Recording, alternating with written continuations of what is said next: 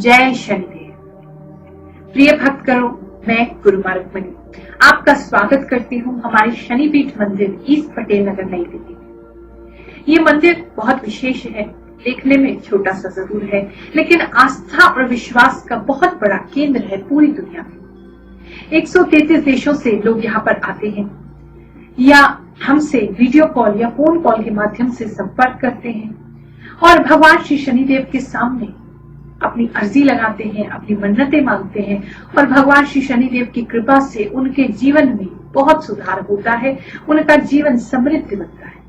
ये मंदिर 1 नहीं, 10 नहीं, 15 नहीं, पूरे 30 साल पुराना है। 30 साल पहले इस स्थान को गुरुजी ने खरीदा था और इसे मंदिर बनाया और तब से 30 साल से यहाँ पर लोगों की सेवा की जाती है, उनके कष्टों का निवारण किया जाता है। और जो लोग दिल्ली में नहीं है, आ नहीं सकते, उन सभी लोगों के लिए अब इस YouTube के माध्यम से एक नई ही दुनिया खुल गई है, जहां पर वो हमसे संपर्क कर सकते हैं, हमसे मुलाकात कर सकते हैं और अपने जीवन को बदलने के ज्ञान को प्राप्त कर सकते हैं। ये YouTube चैनल गुरु रजनीश जी भी 10 साल पुराना है, लेकिन लगभग 1 साल से हम आप सभी को बहुत सारे वीडियोस में बहुत सारा ज्ञान प्रदान कर रहे हैं। और ये YouTube चैनल गुरु रजनीश जी भी 10 साल पुराना है और आज एक नया पड़ाव इस YouTube चैनल ने पार किया है, यानी कि 1 मिलियन सब्सक्राइबर, 10 लाख से ज्यादा हमारे सब्सक्राइबर्स हो गए हैं YouTube पर, क्योंकि हमें देखते हैं और ज्ञान को प्राप्त करते हैं। तो आप सभी जितने भी लोग हमें YouTube पर देखते हैं, हमसे जुड़े हुए हैं, आप सभी के प्यार के लिए, विश्वास के लिए मैं आपकी बहुत बहुत आभारी हूँ। ये चैनल, ये ज्ञान की गंगा ऐसे ही चलता रहेगा, ऐसे ही बढ़ता रहेगा और आप सभी के जीवन को खुशहाल बनाता है। आज हम जो टॉपिक आपके लिए लेकर के आए हैं वो है कि यदि हम अपनी राशि के अनुसार किसी पेड़ की जड़ को पानी देते हैं, जल देते हैं, तो हम अपने जीवन को, अपने भाग्य को बदल सकते हैं। आप में से बहुत से लोग अधिकतर सुबह सुबह पेड़ को पानी देते ही होंगे, अपने यहाँ के पेड़ पौधों को पानी देते होंगे या तुलसी को जल प्रदान करते होंगे, लेकिन राशि के अनुसार वो कौन सा ऐसा पेड़ है, वो कौन सा ऐसा पौधा है जिसमें इतनी शक्ति है कि वो आपके भाग्य की रेखा को ही बदल दे। तो चलिए आज इसी विषय में हम बात करेंगे।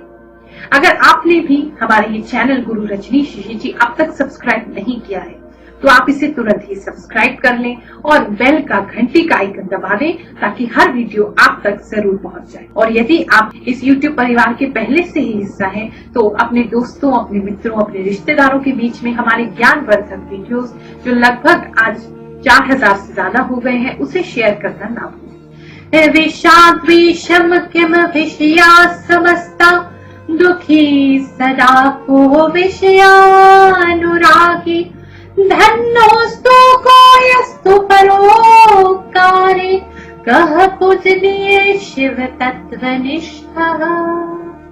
अर्थात इस संसार में विष से भी बढ़कर विष क्या है? संसार के विषय भोग। इस संसार में दुख किस कारण होता है?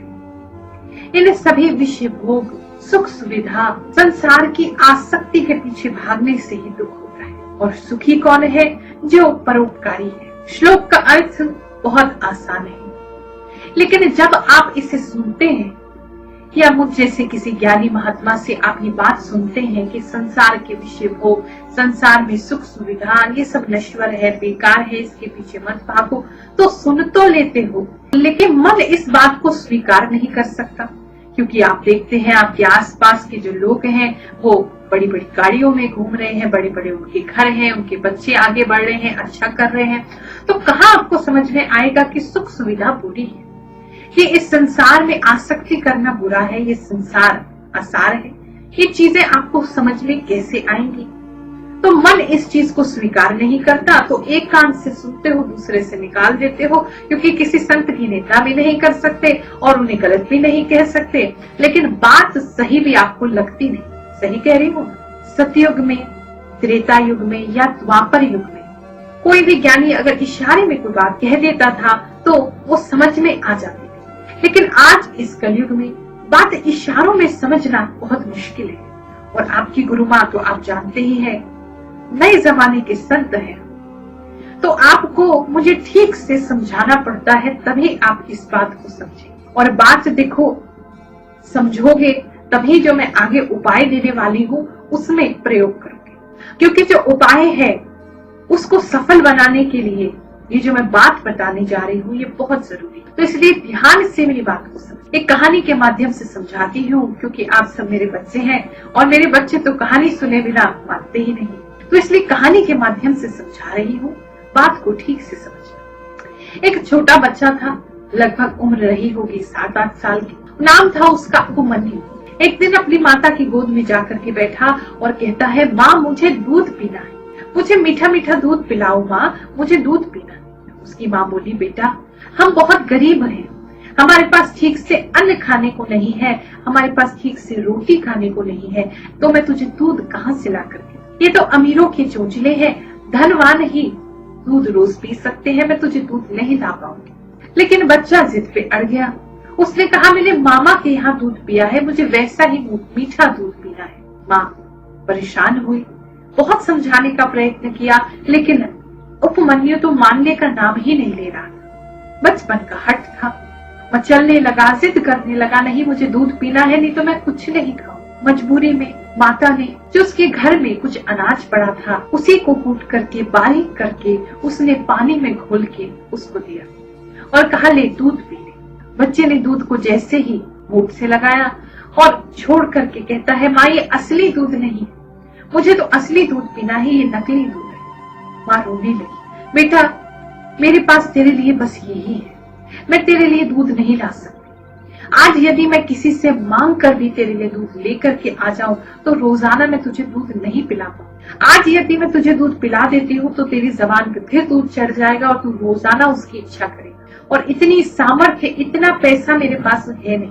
उपमन्यु ने अपनी माता के आंसू पूछ करके उससे कहा, माँ तू रो मत, मुझे ये बता कि हम गरीब हैं लेकिन ये अमीर कैसे बनते हैं? मामा या और लोग जो हमारे आसपास के हैं, रिश्तेदार हैं, वो सब अमीर क्यों हैं? माँ ने कहा, बेटा ये हमारे पिछले जन्मों का कर्म फल है, उसी फल के कारण आज हम गरीब हैं। उपमन्यु छोटा बालक है, बिल्कुल निर्दोष है। उसने माँ से पूछा, तो माँ क्या हम इस कर्म के फल को बदल नहीं सकते?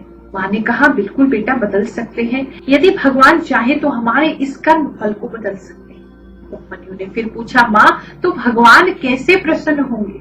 माँ ने कहा, भगवान तो भक्ति से प्रसन्न होते हैं। अगर तूने भगवान को प्रसन्न कर लिया तो एक गिलास दूध क्या भगवान तुझे क्षीर सागर दे देंगे, यानी कि पूरे दूध का समुद्र दे देंगे। बालक को बात समझ में आई, भगवान इतने शक्तिशाली होते हैं, यदि मैं मांगूंगा तो वो मुझे पूरा समुद्र दे देंगे दूध का। माँ ने कहा, हाँ बस उनको प्रसन्न करना हो। उपमन्यु ने माता से पूछा, तो माँ मैं कैसे प्रसन्न करूं? माँ ने उसे एक मंत्र बताया। उसी क्षण उपमन्यु ने अपने घर को छोड़ा और पास के एक पेड़ के नीचे जाकर के बैठ गया और भगवान का मंत्र जपने लगा। बिना खाए पिए वो मंत्र का जाप करता रहा। ना उसने दिन देखी ना उसने रात देखा और समय बीतते लगा। समय बीतता रहा लेकिन उसने अपना जाप नहीं छोड़ा। उसके मन में एक लगन थी कि मैंने भगवान को प्रसन्न करना है और करके ही रहना है।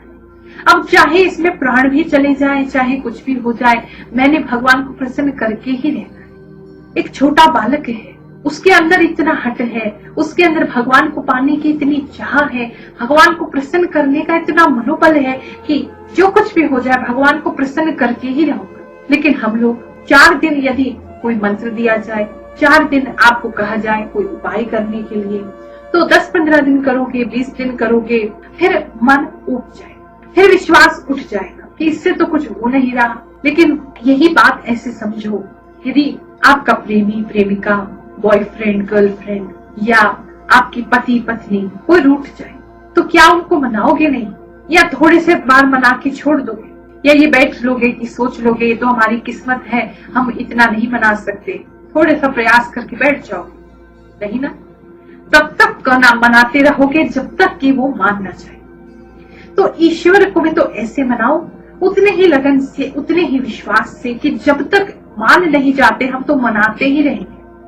तो ईश्वर से विश्वास अपना मत तोड़ो। इस बालक उपमन्यु की तरह विश्वास दृढ़ होना चाहिए कि भगवान को तो प्रसन्न करना ही करना है, अपने कर्मों के फल को बदलना ही है, अपने दुख और कष्टों से बचना ही है, इसको हमने समाप्त करना ही है। और जब तक नहीं हो जाता हम हार नहीं मानेंगे। अब इतनी घनघोर तपस्या देखकर इंद्र का सिंहासन भी डोलने लगा। इंद्रदेव सीधा भगवान शंकर के पास पहुंचे और जाकर के उसको बोला कि प्रभु, एक बालक है और वो आपके मंत्र का जाप कर रहा है, आप कृपया उसको जाकर के आशीर्वाद। भूखा प्यासा है, कुछ खाया नहीं उसने, केवल आपके मंत्र का जाप किए जा रहा है, आपके दर्शन के लिए ललायित है। भगवान शंकर वहां से इस बात को सुन के अंतर्ध्यान हो गए। कुछ क्षण पश्चात उस बालक के पास इंद्र देवता इरावत हाथी पर बैठ करके आए। इंद्र देवता ने कहा, हे बालक, तू भगवान शंकर की उपासना क्यों करता है? अगर तुझे कुछ करना है तो मेरा नाम ले।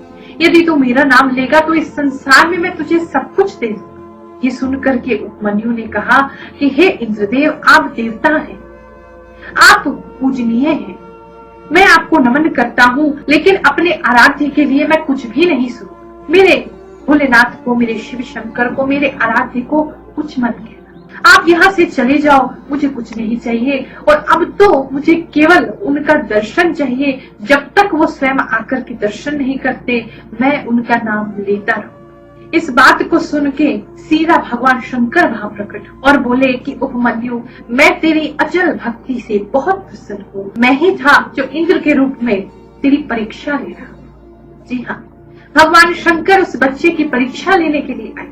उन्होंने ही इंद्र बन के उसको लालच दिया, लोभ दिया, लेकिन जब देखा कि इसकी भक्ति डिग नहीं रही, बिल्कुल भी हट नहीं रही, तब भगवान ने उसको दर्शन दिया। भगवान ने दर्शन देके उसे कहा कि तुझे क्या चाहिए? उस बालक ने कहा, प्रभु, पहला मंत्र जब मैंने किया तब मुझे दूध चाहिए। फिर धीरे धीरे धीरे धीरे जैसे जैसे मैं आपकी भक्ति करने लगा, अंत तक पहुंचते पहुंचते मुझे कुछ भी नहीं, केवल आपका दर्शन चाहिए। क्योंकि ऐसा लगता है आपकी पूजा करने से ही, आपकी भक्ति करने से ही न जाने मैंने कितनी बार दूध का पान कर लिया। इतनी खुशी तो दूध को पीकर नहीं मिली थी जितनी आपका नाम लेने से मुझे मिली। भगवान शंकर बहुत प्रसन्न हुए। उन्होंने उपमन्यु को एक नहीं, दो नहीं, 1000 गाय प्रदान की। फिर गाय को रखने के लिए गौशाला भी दी। गौशाला को चलाने के लिए उन्होंने उसको बहुत सारा चारा भी दिया। अब गायों का ख्याल रखने के लिए उन्होंने उसको और उसकी माता को एक भवन, एक बड़ा सा घर भी दिया और सारी सुख सुविधाएं धन धान्य से परिपूर्ण करके भगवान शंकर उपमन्यु को आशीर्वाद देके अंतर ध्यान।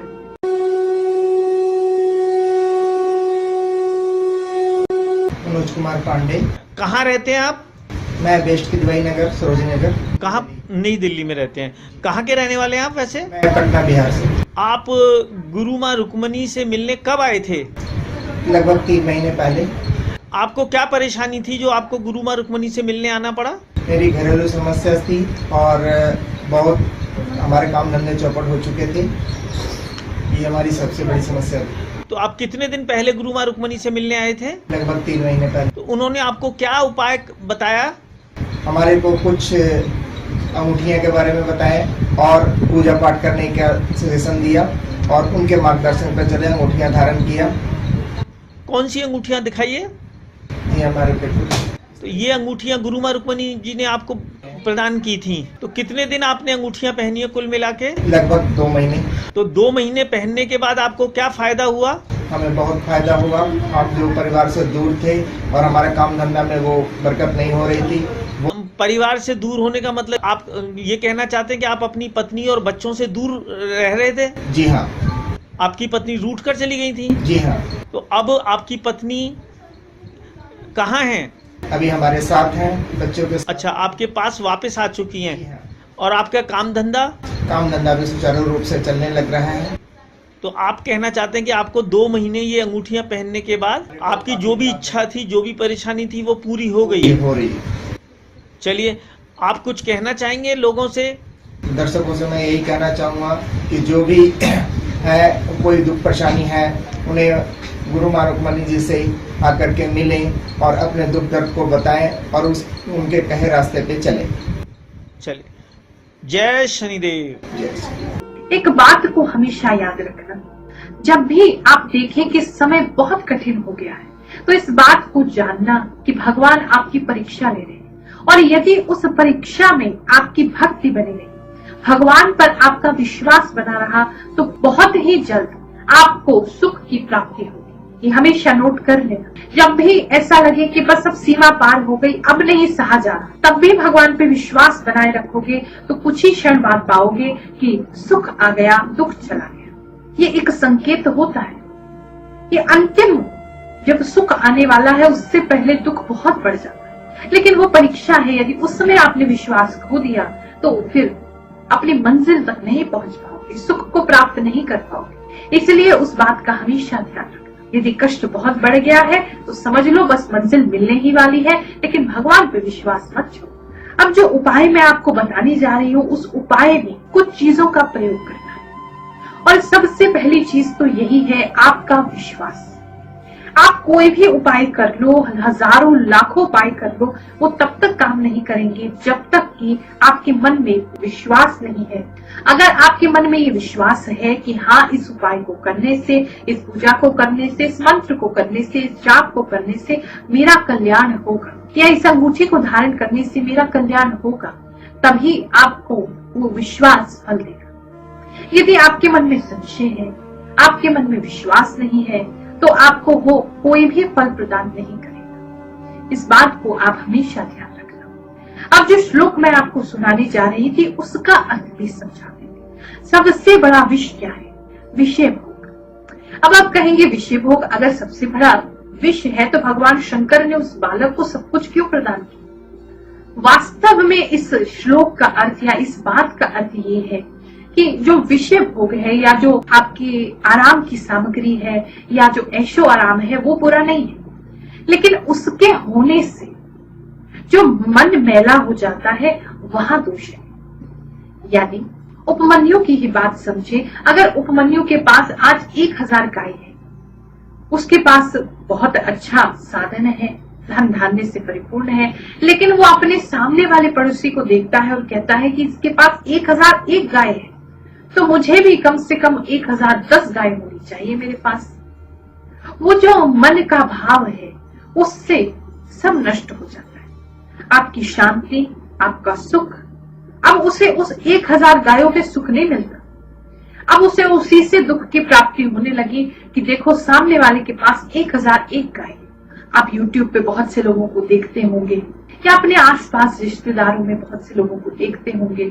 उन्हें देख करके मन में कहीं ना कहीं संकोच होता होगा, देखो आज ही हमसे कितने ऊपर बढ़ गए हैं, इनके पास सब कुछ है, हमारे पास नहीं है, ये सुखी है, हम सुखी नहीं है। तो वो जो भाव है वो दुख का कारण बनता है। तो इसलिए ना तो धन बुरा है, ना धन से कमाई हुई चीजें बुरी है, ना ही ये सुख सुविधा बुरी है, लेकिन मन में इससे लालच, मन में असंतोष, मन में फिर से भागने दौड़ने की इच्छा कि हम फिर इन चीजों के पीछे भागे, ये जो 99 का चक्कर है, अगर उसके अंदर आप भागते रहोगे तो सब कुछ नष्ट हो जाएगा। विष के समान है, ये अंदर ही अंदर आपको नष्ट करेगा। तो सुखी कौन है? सुखी वो व्यक्ति है जो परोपकारी है। यानी आज अगर आपकी सामर्थ्य है कि एक रोटी आपके पास है, तो उसे भी किसी के साथ बांट के खाना, ये परोपकार है। यदि ऐसा कर सकोगे तो दुआएं तो मिलेंगी ही, साथ में बहुत सुख, आनंद, शांति अंदर से आएगी, संतोष आएगा कि इस संसार में आने का हमारे कुछ तो लाभ है, कुछ तो फायदा है कि हम किसी के काम आ सके। लेकिन बार बार मैं आपको एक बात बोलती हूँ कि जो लोग सोचते हैं कि कोई चीज हमारे काम नहीं आ रही, वो हम किसी को दे दे, वो परोपकार नहीं है। जो चीज आपके काम की है, फिर भी आपके मन में यदि भाव आता है कि कोई जरूरतमंद आपको दिख रहा है और उसके साथ आप उसे बांटते हैं, वो परोपकार है। तो वही मनुष्य सुखी है जो दूसरे के साथ बांट करके खाता है, और वो मनुष्य सबसे ज्यादा दुखी है जो केवल और केवल हमेशा इसी चीजों में पड़ा रहता है, यही सोचता रहता है कि कैसे मैं दूसरे से आगे निकलूं, कैसे मैं दूसरे से बड़ा बनूं। ऐसा व्यक्ति हमेशा ही मन में दुख पाता है। ज्योतिष शास्त्र में पेड़ों को, पौधों को बहुत महत्व दिया गया है, वास्तु शास्त्र में भी इसे बहुत महत्व दिया गया है, और बहुत से ऐसे पेड़ हैं जिन्हें जल प्रदान करने से हमें लाभ होता है। वैसे तो हम सब अगर किसी भी पेड़ पौधे को पानी देते हैं तो उसे खुशी ही होगी। कहते हैं ये भी एक योनि है, पेड़ पौधों में भी जीवन होता है। किसी पेड़ को मारने से, काटने से भी हत्या का पाप लगता है। अगर आप उसको पानी देते हो तो यानी आप उसे प्राण दे रहे हैं, क्योंकि उसी से वो अपना भोजन बनाते हैं। तो पानी देना किसी पेड़ को बहुत अच्छा है, किसी भी पेड़ पौधे को देना बहुत अच्छा है। लेकिन यदि हम अपनी राशि के अनुसार कुछ ऐसे पौधे या पेड़ को पानी देते हैं तो वो हमारे भाग्य को बदल सकते हैं। जी हाँ, बिल्कुल। अगर आप श्रद्धा और विश्वास से मैं जो आपको उपाय बताने जा रही हूँ उसको हफ्ते में एक बार भी कर लेते हो, अगर कर सको तो पूरे 365 दिन करो, नहीं कर सकते हो तो हफ्ते में एक बार यदि आपने इसे कर लिया तो आपके भाग्य की जो रेखा है वो बदल जाए। बिल्कुल, मैं आपको ये चैलेंज कर रही हूँ। अगर श्रद्धा विश्वास से आप इसे करते हो तो आपका भाग्य बदल जाएगा, हाथ की रेखाएं बदल जाएंगी, दुर्भाग्य आपका आपसे दूर हो जाएगा। करना क्या है और कैसे करना है, आइए अपनी राशि के अनुसार ये जानते हैं। चलिए अब बात करते हैं हम वृषभ राशि की। अगर आपकी राशि वृषभ है यानी कि टॉरस है, चाहे जन्म कुंडली के अनुसार आप देख रहे हैं, चंद्र कुंडली से तो सबसे अच्छा है, नहीं मालूम है अपनी कुंडली तो आप नाम के अनुसार देख रहे हैं, तो फिर वृषभ जिनकी राशि है उन व्यक्तियों को गूलर का जो पेड़ होता है उस पेड़ को जल देने से उनको बहुत लाभ होता है। और शुक्रवार के दिन यदि आप गूलर के पेड़ को जल प्रदान करेंगे तो अवश्य ही आपके जीवन में बहुत बड़ा परिवर्तन आएगा। आप नियमित रूप से करते रहें। अगर आपके घर के पास ऐसा पेड़ है या आप अपने घर में ही ऐसा लगा सकते हैं कोई पौधा तो बहुत उत्तम है, आप रोजाना ही उसे जल प्रदान करें। और यदि नहीं कर सकते हैं तो कम से कम हफ्ते में एक बार शुक्रवार के दिन यानी कि हर शुक्रवार आपने गूलर के पेड़ जल प्रदान करना है। उसे प्रार्थना करें कि वह आपको शुभ फल प्रदान करे। अगर गूलर का पेड़ मिलने में असुविधा होती है तो मोंगरे का पौधा भी आप लगा सकते हैं, अपने घर में ही लगा सकते हैं, बहुत शुभ होता है। इसको रोजाना जल देने से भी वृषभ राशि वालों के लिए बहुत ही विशेष रहेगा। जब भी आप पेड़ को जल प्रदान करेंगे तो ईश्वर से अपने लिए प्रार्थना करना मत भूलिए। जो भी आप मांगना चाहते हैं उस ईश्वर से प्रार्थना करें और फिर उसके बाद उस जल को प्रदान करें और फिर उस पेड़ का आशीर्वाद लें। अवश्य ही ईश्वर की कृपा आप पे होगी।